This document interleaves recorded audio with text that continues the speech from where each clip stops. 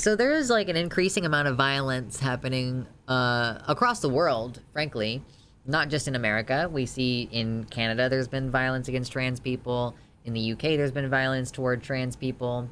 So this one is coming out of Michigan. Someone earlier was saying Michigan might be a place that they were considering moving to because it might be safer than wherever they currently live in the US. So maybe this will deter you slightly.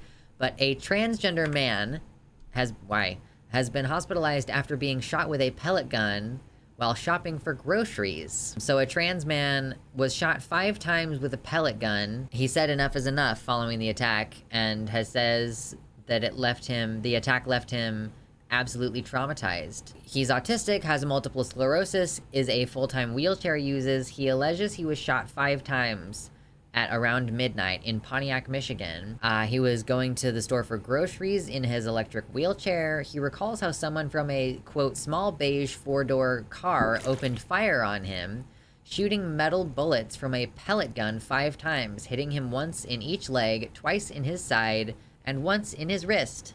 Yeah, they shot at a guy in a wheelchair. They drove away shouting and laughed after they shot me. After being shot, Blake Newton said he was, quote, in shock, adding, quote, all I could feel was fear, and I fled.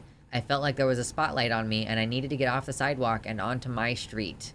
So he was attacked like... He was traveling to the store in a wheelchair, in an electric wheelchair, so he was clearly very close to his home, less than 2 blocks away from his home when this attack happened. Shot a guy in a wheelchair. Like, what the fuck? And laughed, shouting trans and gay slurs, presumably because Andrew, his name is Andrew Jonathan Blake Newton. So Andrew has like a beard and I would guess has not had top surgery, so they're like a fat, disabled trans man who probably has visible breasts as well as a beard. So like the secondary sex characteristics make it obvious that you're trans, and then like dude, like why? Just shooting someone with a pellet gun. It's like, you know that that's not even gonna kill someone. And they were shooting them in their lower part of their body. So you're literally just trying to cause them, like, a medical issue. You're just trying to make them, like, cause them pain and make them have to go to the hospital. Like, it's just absolutely cruel. So, yeah, Andrew is speaking out about this. He's decided to go to the news because he's decided that enough is enough. Attacks like this shouldn't be happening. No one should have to live in fear for being their authentic self, and I'm hoping my story will help others speak up. Even if I'm not alive to see it because of my health issues, I don't care about me, we need to do something. So yeah, there has been a shocking increase in hate and extremism during Pride Month 2023 compared to previous years, based on information published by GLAAD and the Anti-Defamation League. Unsurprising, and the report, which was published in July, found that there were at least 145 anti-LGBTQ+ extremist incidents reported in the US during June's Pride Month this year. So not even to mention all the laws that we've been tackling.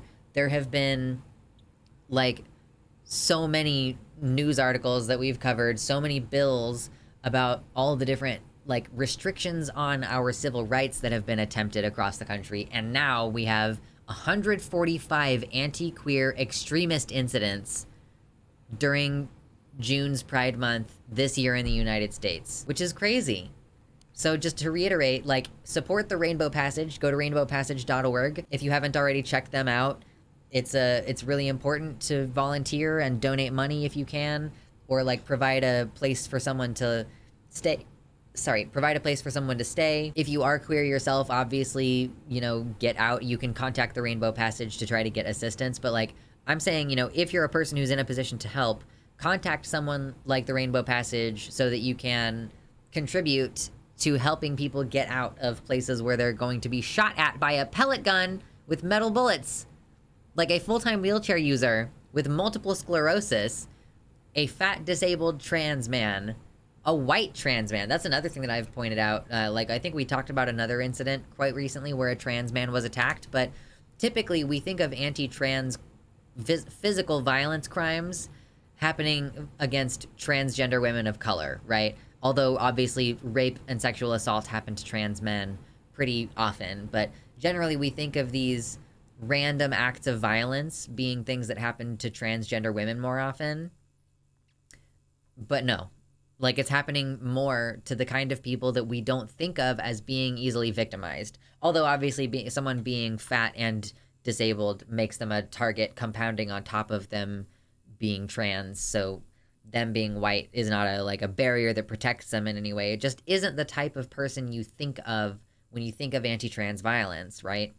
True, yeah, being an AFAB queer is its own hell sometimes. So we can hope that Andrew heals and feels better, and hopefully by the fact that this story is getting out there and getting told, we can encourage more people to act against this violence and to, you know, push to have the laws changed and to provide people with safe places to be. You know, maybe provide people with an escort. That whole like accompanying someone to the bathroom if you know that they're trans and you want them to like feel safe in there and stuff like that. We need to mobilize and start working as a community and help each other. We got this. Thank you so much to my August supporters, including Tiago Nascimento, Mersh Rolvog, Amanda B, Danielle McDonald, Sarah A, Spooky Heather Sylvia, Robin Olson, Athiette, Kevin Young, Michelle Winter, Past Null Infinity, Jamie Jam, DZXN, Desi Quiche, Suzanne Maynard, Kitty Tick, Nova, Mr. Atheist, Elizabeth Bartell, Sojo, and Michelle Frateroli.